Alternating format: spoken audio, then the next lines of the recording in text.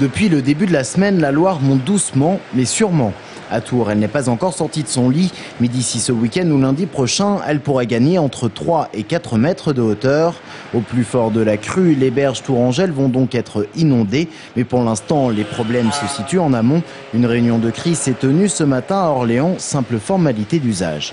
L'actualité et la pluie font que nous avons quelques soucis, dont je dois dire ce matin qu'ils sont raisonnables. D'après ce que me disent les grands spécialistes, elle devrait rester effectivement en dessous de ce qui pourrait être le pire. L'impact dans la région tourangelle semble être minime. La crue devrait être comparable à celle de 2003.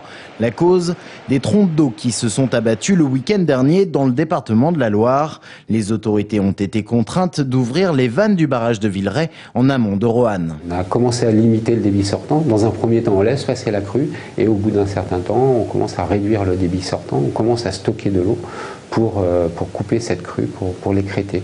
Le niveau de la rivière Allier est également monté et la confluence des deux crues est attendue pour jeudi. Mais pas d'affolement à avoir, seules quelques routes pourraient être coupées et quelques caves inondées. En revanche, les berges sous les eaux vont contraindre les couples à remettre à plus tard leur activité de plein air.